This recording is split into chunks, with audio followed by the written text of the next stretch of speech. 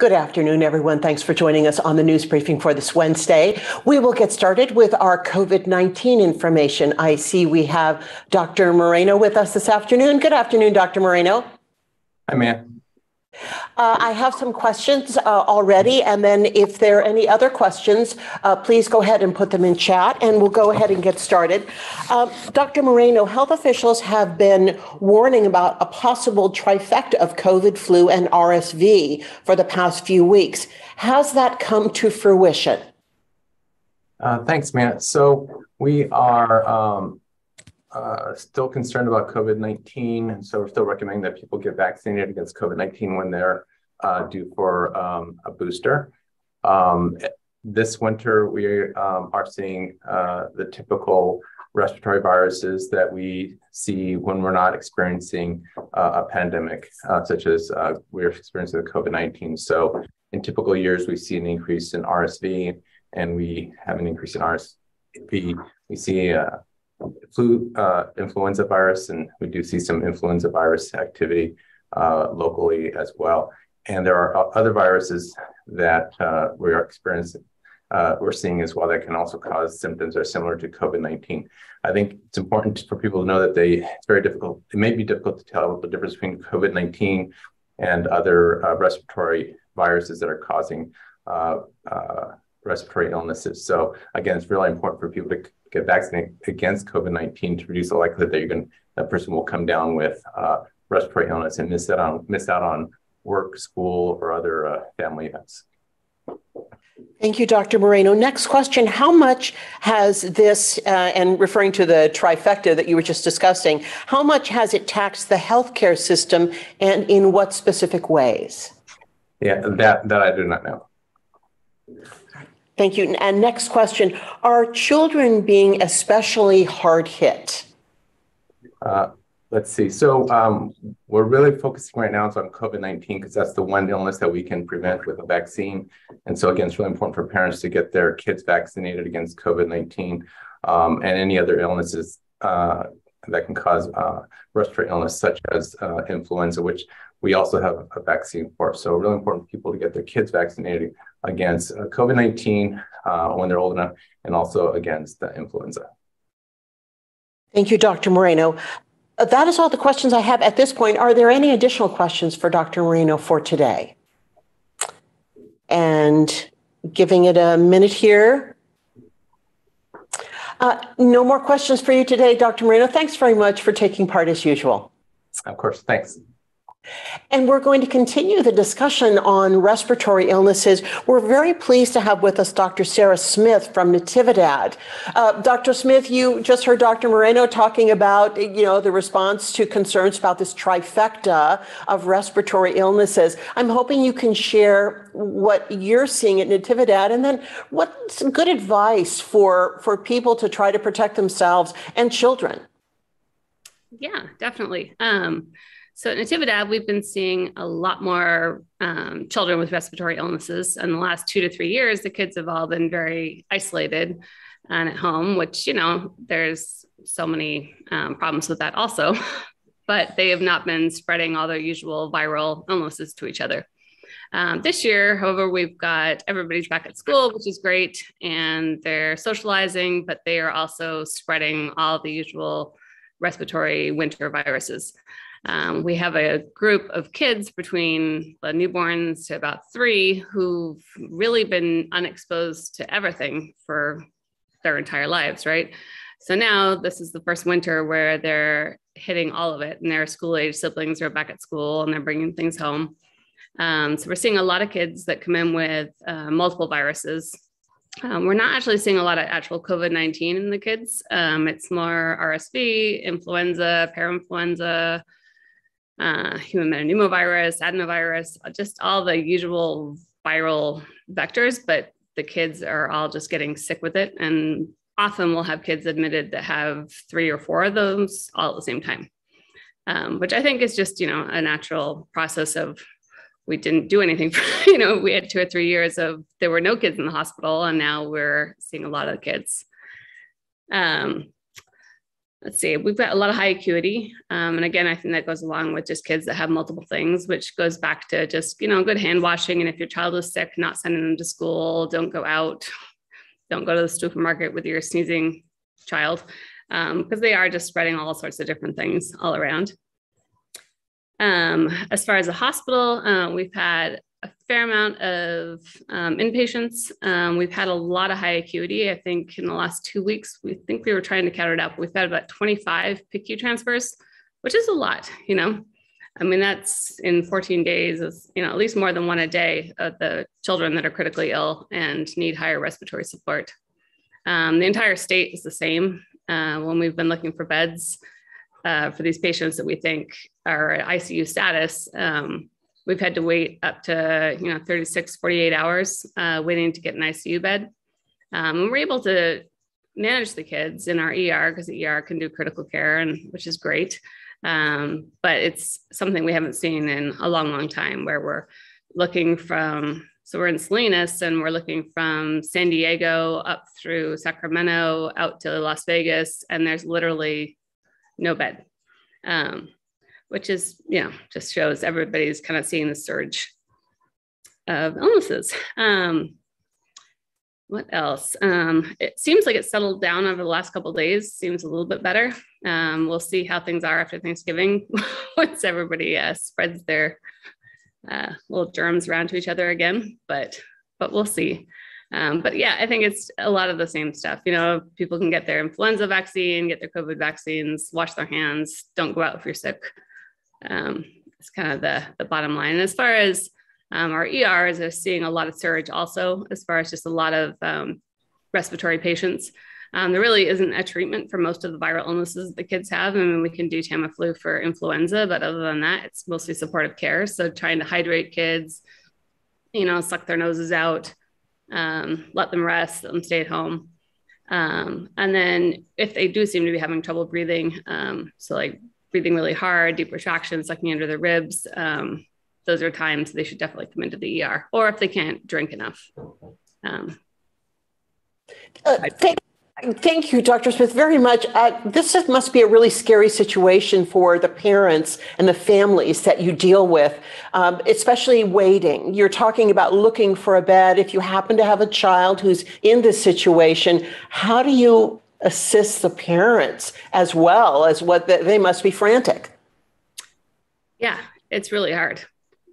It's, I think reassuring the parents that we can provide them the care, and thus far we've been able to in the ERs, like keep the children stable, but it's scary. And then a lot of our patients, it's a stress to even come from Greenfield up to Salinas, right? Let alone we're going to ship their child in a helicopter to Reno, which just is a huge tax on any family.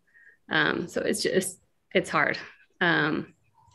Most of our kids have been doing well. And we've had several that actually were holding for PICU beds for several days, and they actually got better enough that we were able to admit them to our acute care unit, and they actually eventually went home, which was good. I mean, it's not the usual model of care, but we've been joking. Well, win is a win, right?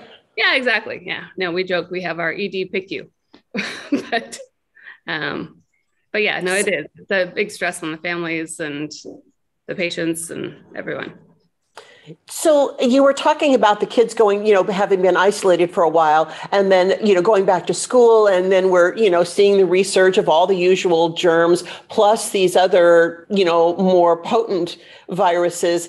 We had masks kind of in to help with that. Now it's more your choice mask. What can you tell parents and families about, people may not want to wear a mask anymore, but, maybe this is a better choice? Yeah, I think, obviously the little kids, and if you're having a hard time breathing, you shouldn't be wearing a mask. But, if you've got a 5-year-old and you have to be walking through a store and they've got a cold and they're sneezing, it's probably a good idea to put them in a mask just to prevent transmission. And it might be a reasonable choice to wear a mask, especially when you're in a high population area. Like if you're in a very crowded room, you're going to be, like, say, at church on Christmas Eve, and there's a lot of people around, that might be the time. As far as the kids go, they're sicker than they've been in years, just because they're back out there and all the viruses back out there. And this is, normal. I mean, kids usually will catch all these viruses before they're 5. But I think they're just kind of having it all in 1 year. It's the problem. So if we look at Thanksgiving as last week, and if you project ahead to what you may be seeing in Natividad, when would you be expecting to see some, if there's going to be a surge from Thanksgiving, when would you anticipate seeing it? I'd say probably anytime from here out through this weekend. I think we'll start seeing more. Today actually was a relatively mellow. We've got 2 kids waiting for ICU transfer in the ER, and we've got 3 on the floor. But it's definitely not as overwhelming as it was a couple of weeks ago. So hard to say.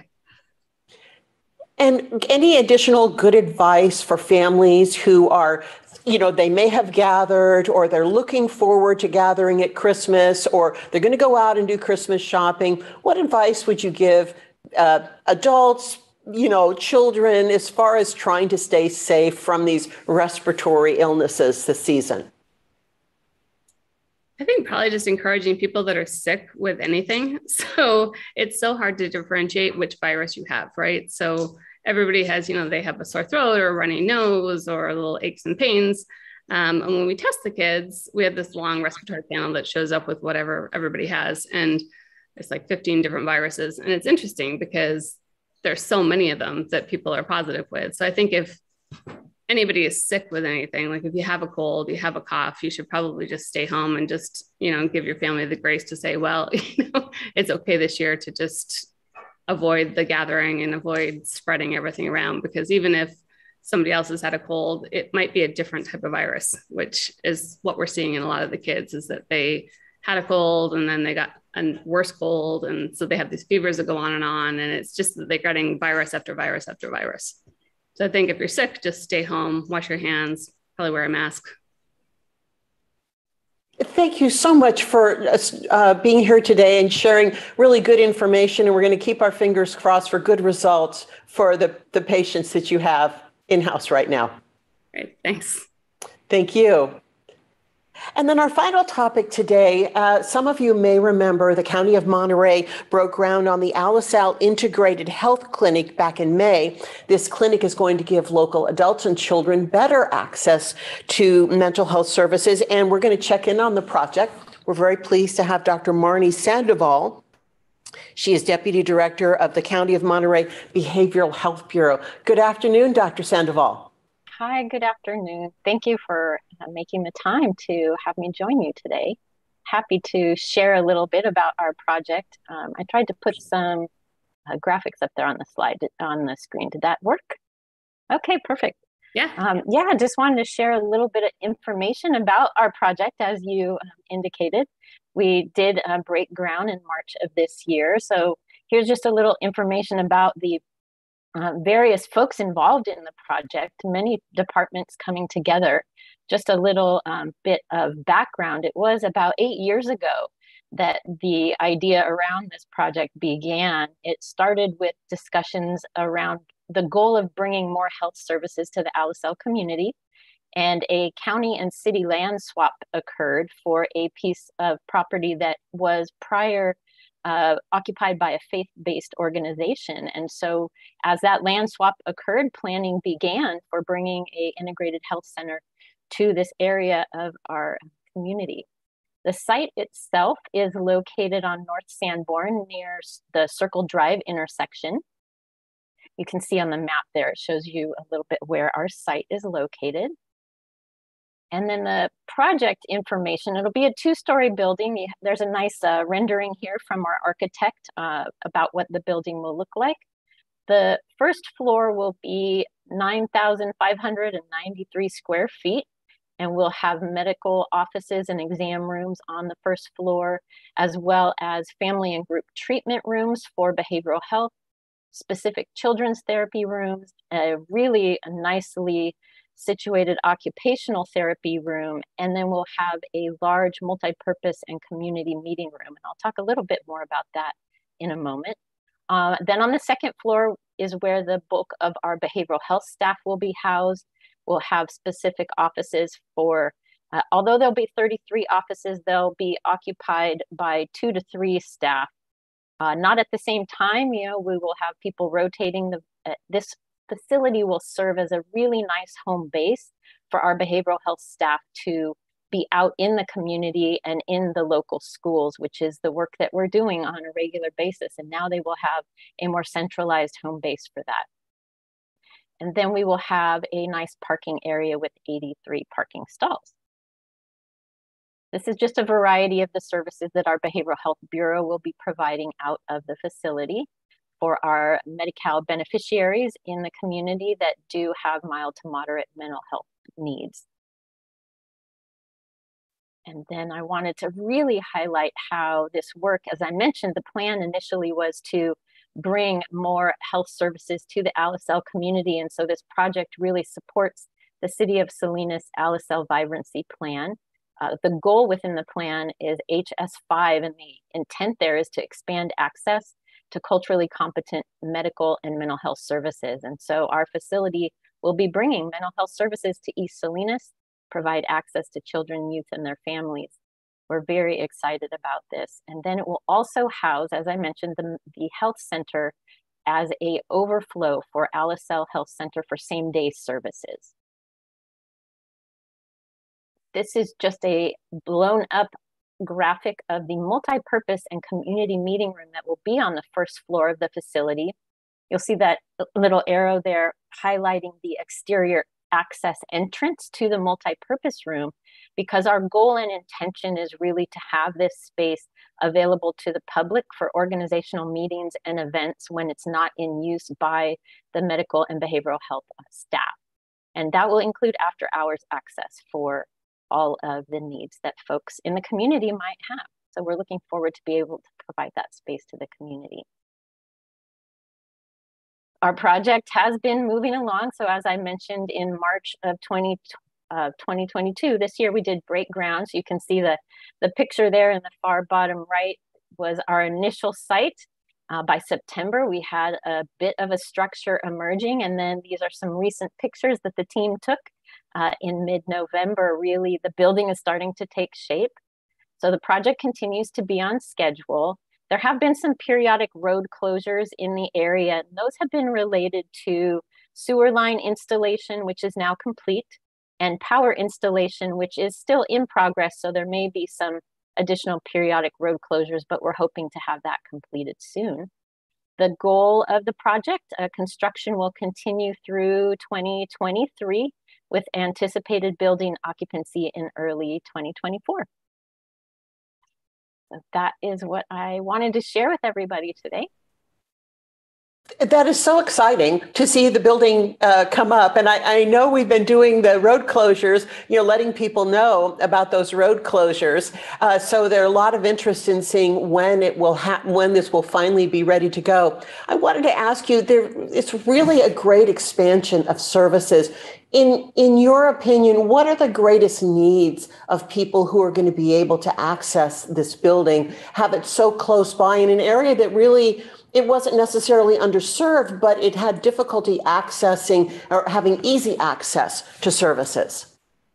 Yes, absolutely. And really a primary benefit here is creating easier access to folks in the community. Our hope is that they will be able to easily walk to the facility if transportation is an issue for them. We purposefully located it close to a bus stop so that if people are accessing public transportation as their mode of getting around, that would be an easy thing for them to do and access this facility. And then we also will really, again, be able to have this facility as a central location in this community so that our staff will not necessarily have to be limited to seeing and providing services out of the facility, but they can use it as a home base to then be out in the community and providing those services in the schools and in homes. We do a lot of home-based care for many of our programs to support families, and we're hoping we can do more of that, having this center located here. Additionally, I'm sure it's come up in many conversations you've had in these briefings, and people are probably hearing conversations even in mainstream media that we really are seeing a mental health crisis of proportions we've never experienced with our children and youth. And so to be able to have this facility accessible for the families in this community, we're hoping that it will encourage them to not feel like they're alone. Behavioral health is here to support everybody through this difficult time and to provide the care that people need.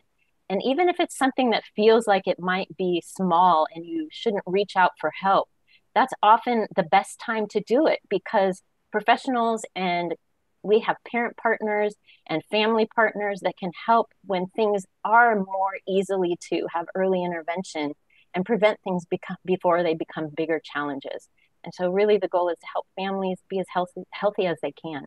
So we're hoping that this will do that. Well, and we don't want people to wait until the building is finished to reach out for help. If Of course. people need assistance right now, what would be the best way for them to reach out? And I know there are various levels, maybe online, maybe in person. What would you recommend to people who are seeking assistance? The best thing to do is call our access line, and I can get that number and put it in the chat for you. But we have our 24-hour behavioral health access line. People can call that number and then it will be responded to, and they can share what it is they're concerned about or what information or need they might be seeking assistance with, and they'll be directed in the right place depending on what their particular need might be. So that really would be the ideal thing for people to do. And they can do that anytime. Something you mentioned earlier, talking about a staff assistance in the schools. I'm wondering if this is a really great expansion of children who are returning to those classrooms, having been through the stress of the pandemic. How, what are ways that behavioral health can assist children in the schools, or ways of programs that you have? So we have a pretty long time established partnership with our Monterey County Office of Education. I'm just putting the toll-free line in the chat for you right now. It's 1-888-258-6029. That's for our behavioral health access line. So you can call that anytime for help. But our school-based services, we have a long-standing relationship with the Office of Education, as well as all of the 24 districts throughout the county. We provide supports, of course, for students who are having mental health needs as part of their IEPs, but in many of the districts, we're also providing support for the general population of students in partnership with district leadership. And so we have staff that are on campus every day of the week providing behavioral health supports. So if parents are feeling concerned about their children, they can reach out to school administration on their school site and ask about mental health support.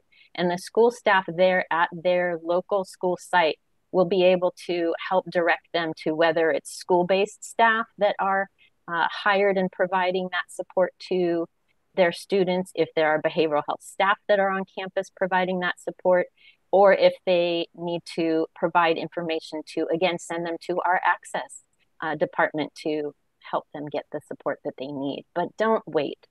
The schools are there in partnership with us to really help the students have what they need to be successful in their education and to catch things before they become more significant. Thank you very much, Dr. Sandoval, for this update. It's really exciting to see, the new building go up, but the symbol of what the building is and the accessibility and what will be provided in the community is so exciting. And so we're going to have to check back with you in about a year from now for when you have your grand opening. Absolutely. That was the next thing I was going to share you. As we continue to make progress, we'll start to be able to have an idea of when we will have our opening celebration and be excited to welcome the whole community to come and see the facility. Thanks again for the information, and thanks everyone for joining us on the briefing this week. Our next briefing is next week. We'll see you then.